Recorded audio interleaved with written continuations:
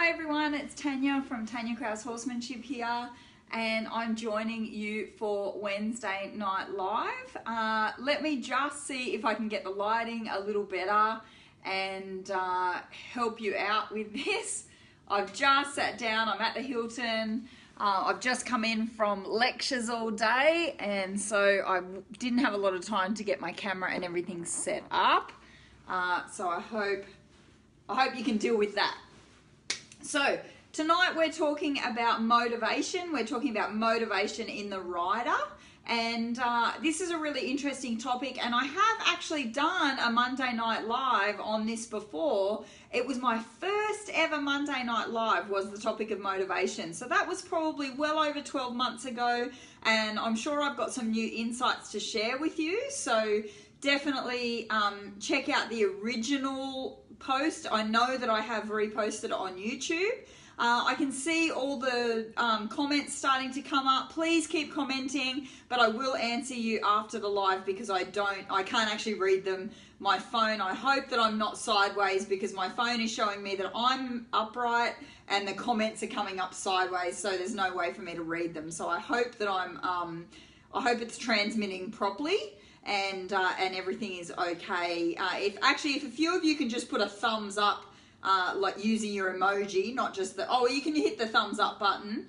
If I'm transmitting correctly, if you can just hit the thumbs up button or the love heart or something like that, let me know. Otherwise I might have to log out and log back in again and do it that way. So tonight I'm coming to you with a few tips on motivation. It's not going to be an extensive coverage. As I said, I've done the topic before. One of the first questions that I ask about motivation is, I think we need to really ask ourselves why we're feeling unmotivated. I'm sure most of us are coming to horses because we love horses and we enjoy spending time with them and they make us feel good, and hopefully we make them feel good. And it's a real freedom and it's a real positive experience for us to spend time with our horses. And so when I think of people saying to me that they're unmotivated, I feel like we have to ask ourselves the question why we're feeling unmotivated and why, why we've got to the point of lacking motivation of working with our horses or spending time with our horses. So one of the first things is, are you lacking motivation because you have turned it into a work situation? Are you putting too much pressure on yourself in terms of what you're wanting to achieve with your horse in a session? Are you seeing ground sessions or liberty sessions or relationship building sessions or just time hanging out with your horse? Are you seeing that as a negative? Are you seeing that downtime, so to speak, or just spending that time with your horse in a less pressure situation? Are you seeing that as a negative thing? And as a result of seeing that as a negative thing, are you putting undue pressure on yourself of, I should be riding? I always, I've programmed myself almost to see shoulds as a red light. As soon as I hear the word should, either from myself or from somebody else, I go red flag, what's going on for me here? And I want to look at it in depth. I want to say to myself, why am I shoulding myself? Why am I saying to myself, oh, you should be riding, you should be doing this by now, you should be doing that, you should be doing that? As soon as I start saying that to myself, I know that it's got negative connotations. I know it's going to turn into something that I don't want to do. You should be cleaning the house, you should be doing something other than what you're doing right now. We start to put these expectations on ourselves and start to have a negative kind of connotation surrounding the whole thing. So maybe you've turned your horse time into pressure. Maybe you've increased it to such a point where you're really putting pressure on yourself instead of seeing the value in spending time on the ground, in spending time just hanging out, in spending time doing liberty work or whatever the case may be. So, maybe another reason that you're feeling unmotivated is that it doesn't bring you the same joy that it once did. Maybe you are feeling that it doesn't feel the same, that it makes you, maybe it makes you unhappy. Maybe you're getting frustrated. Maybe you're getting, maybe you're getting angry. I don't know, but I think that the time spent with your horse, if it feels negative to you, then you need to explore why that is happening. Why am I getting frustrated? Am I out of my level of expertise? Have I gone and got myself a young horse and now I don't know how to deal with it? Have I gone and got my horse that needs special training or requirements and now I'm out of my element? If it doesn't feel the same to you, or it doesn't bring you the same joy that it once did, you have to ask yourself why it doesn't bring you the same joy as it once did. Something to note here, maybe you've just turned a leaf in your life. Maybe it is time to consider moving horses on, and that's not something that I say lightly, and it's not something that I would encourage you to consider lightly, but it's a reality that a lot of people get to a point in their horse career where they think, you know what, it doesn't fulfill me in the same way that it used to. So that is a small part to consider. Generally, in my experience, that's not what has happened, but it is something that we need to take into consideration. Have you turned it into work? Have you got a lack of interest in what you're doing? Maybe you've been doing dressage for 1,000,000 years. Maybe you've been doing reining for 1,000,000 years. Maybe you've been trail riding for 1,000,000 years. Maybe it's time to change what it is that you're doing. Maybe it's time to pursue something new. Maybe it's time to look into a new sport or a new discipline and say, hey, maybe I can try the opposite of what I'm doing, or just something a little bit different to what I'm doing, and that's going to re-spark that interest and re-spark that passion in you and that enjoyment for you and your horse. Because no doubt, if you're feeling uninspired, that it's quite possible that your horse is feeling uninspired in your sessions together. So it's something that needs to be worked on as a holistic thing. And next week's Wednesday Night Live is certainly going to be about motivating the horse, but tonight I'm going to concentrate solely on the rider. So maybe it's time for you to explore something new. Maybe it's time for you to just challenge yourself a little bit more. The opposite of putting too much pressure on yourself in terms of workload is maybe you're not putting enough pressure on yourself. Maybe you need to increase the challenges. Maybe you need to increase your workload. So if you're competing, for example, in dressage and or working equitation or something that has a level system, which a lot of disciplines do, maybe it's time to step up into the next level. Maybe it's time to challenge yourself. If you're doing endurance and you're doing 20Ks, maybe it's time to step into 40. Maybe it's time to step into 80. If you're training in dressage and you're doing prelim, maybe it's time to step into novice. If you're doing cowboy dressage and you're doing your walk-jog tests, maybe it's time to step in your walk-jog-lope tests. Whatever it is, maybe it's time to just turn that new leaf, get into that new challenge, and reignite your passion for horses.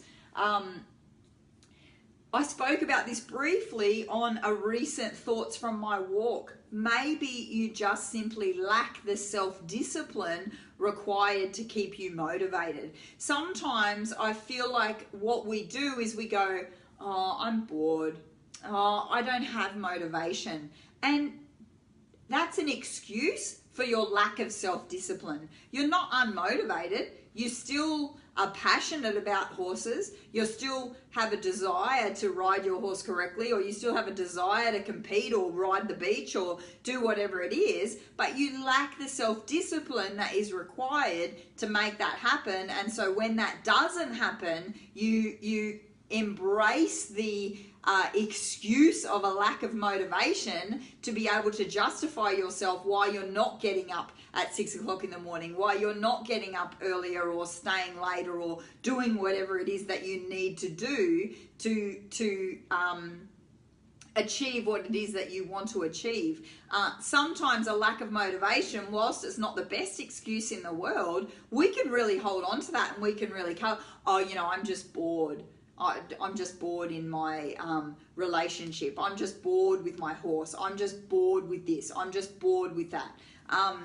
I'm bored at my chess meeting, I'm bored at roller derby, I'm bored at cricket, I'm bored with my horses. And it's not boredom at all. It's just that you lack the self-discipline, because in Australia here, we're moving into winter, so it's getting a little bit colder, the days are getting a little bit shorter, the light's not there, our bed is a little bit cozier in the morning when it's a little bit chilly outside. It's easier to stay in bed. It's easier to, quickly get the horses fed and get in front of the fire, so we don't have to work our horses in the cold and all this sort of stuff. So it is an opportunity right now to take a rain check on yourself and say, am I unmotivated? Is it unmotivation, or do I simply lack self-discipline? Do I need to have some self-discipline in this area?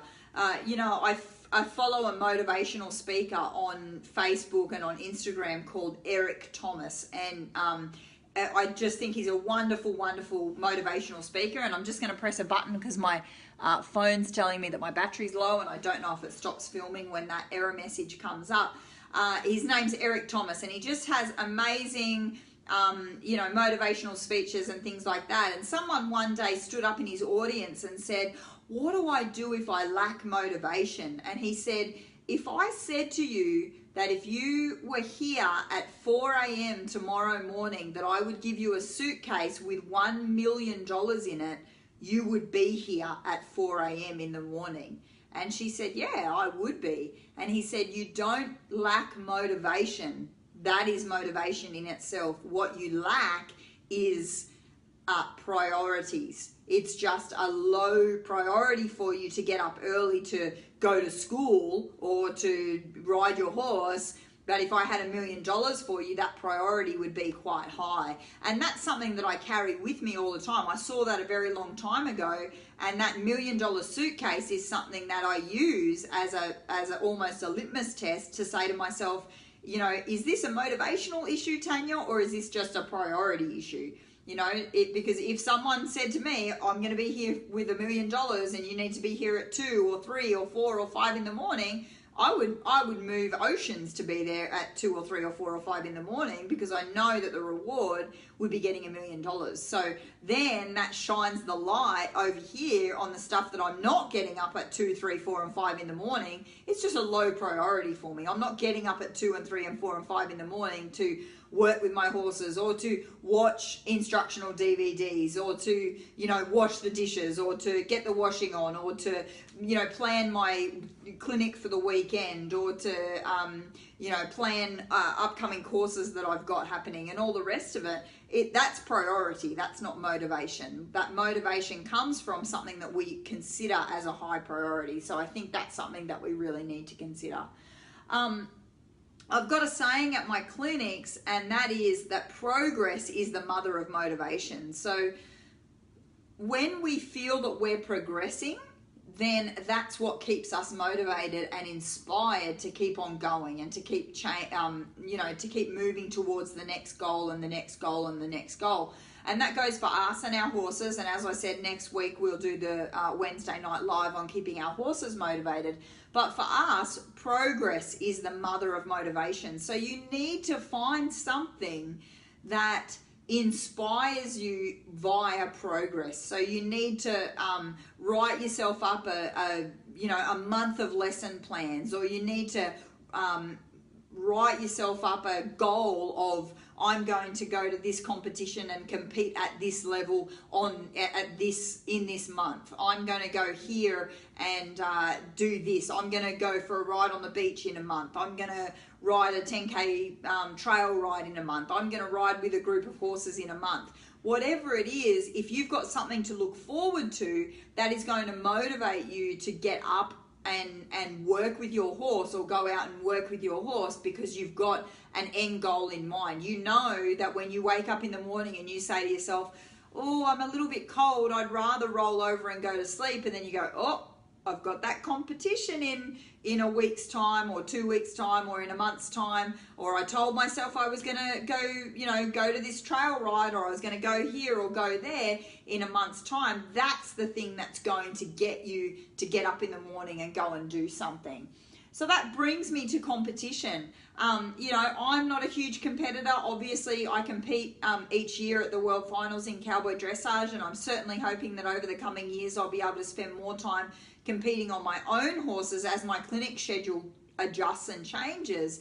But competition is something that keeps you motivated, and especially since most of our competitions these days are pre-nominate. So, you send those nominations in 3 weeks beforehand, and you start to have a real idea in your mind, or a real motivator that says, hey, you've got a competition coming up, you need to put the work in, you need to put the effort in, you need to put the time in, so you're putting your best foot forward at that competition. So if you're a really competitive person and you're sort of going out there to win and things like that, you probably will have not much trouble with this. But if you're sitting there listening to me going, Tanja, I'm not really competitive, I'm not telling you to go to a competition to be competitive. I'm advising you to go to a competition for your own self-motivation. It doesn't matter whether you come first or middle or last or off the page. What matters is that you had a focus and that you had a plan to move towards during that competition or during that lead up to that competition. So I think that competition, again, progress is the mother of motivation. So I think this is what keeps us moving forward and reaching to the next goal and the next goal and the next goal. And competition is a real measurable way to decide whether we're doing that or not. Whereas, you can definitely have your own goals at home, and I strongly advise that everyone has goals at home, but when you've got goals at home, there's no expectation on you. So when you nominate for a competition, you've invested money, you've put it out there in the public forum, I'm going to do this, and so there's a level of accountability there.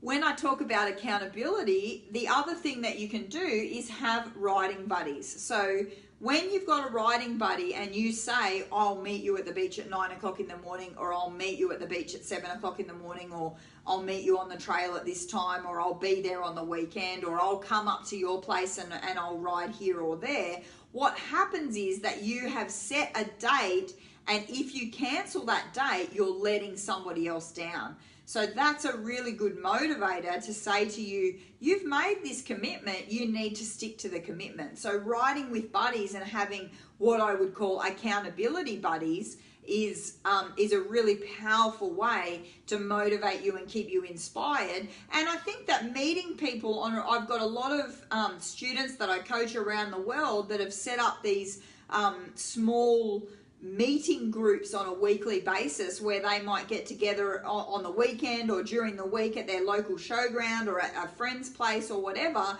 and they all get together, and they, obviously being my students, they study our philosophy and the TKH program or methodology, if you like. So you're meeting with friends, you're meeting with people with a like interest, and you're meeting with people that are all on the same page as you. So you're all going to pull something out that we've learned and said, okay, this is what we learned at the last TKH clinic, let's practice that. So not only do you have a focus, not only do you have accountability buddies, but you've got that weekly meeting, that weekly thing that you've got to get to. And maybe at the start, you'll only get to that weekly meeting, but soon enough, that weekly meeting will motivate you to start doing things at home in between time as well. So having riding buddies and having accountability is something that is a really powerful motivator.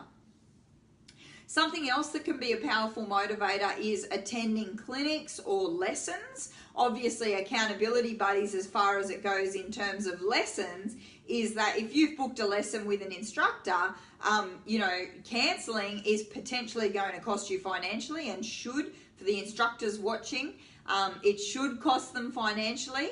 I'm a big subscriber to, obviously, if the horse is lame or you're sick or something like that, that's one thing. But if you're just cancelling because you've woken up in the morning and it's a little bit cold or something like that and you want to cancel, then you should need to pay for that lesson. And so what that gives you is a financial accountability. So not only will you be letting your instructor down if you don't show up, but you're going to suffer a financial loss in regards to not fronting up at a lesson. the other thing that's great about having an instructor or going to clinics is the content that you get from the lesson or from the clinics is something new or something that you're remembering or rehashing. It gives you stuff to work on until the next clinic that you go to, until the next instructor that you go to. So, most of my clinics are attended by people that have been to clinics in the past, and they come on a regular basis because they're always getting new information to work on, new ideas to work on. They get to go home for a month, work on that information, and then they come back to the clinic and they get new information, and then they go away again. And even in New Zealand and America, those students are going away and they've got content that they're working on for maybe 6 months, and then they're coming back to me and getting new information, and then they're going away for another 6 months. So attending clinics or having an instructor is something that keeps you getting new content and keeps you motivated and keeps you inspired. It's like right now I'm in Queensland, I'm on the Gold Coast, and I'm attending the Australasian Equine Science Symposium, and I attend these things because I'm into professional development. I want to know what the latest scientific research is about our equine friends, and this is a very comprehensive 3 days that I'm involved in. So it's covering everything from diet to transport to stress to breeding to all sorts of things. So, but it gives me another boost of motivation because you're surrounding yourself with exciting new information in the industry, and so when you get home, you're motivated to go on for another 6 months or 12 months or whatever it is. So attending or even watching, we live in a current climate of Facebook where you've got me here every Wednesday night giving you content on various subjects. You've got multiple people putting out videos. I put out a weekly newsletter. I put out thoughts from my walk.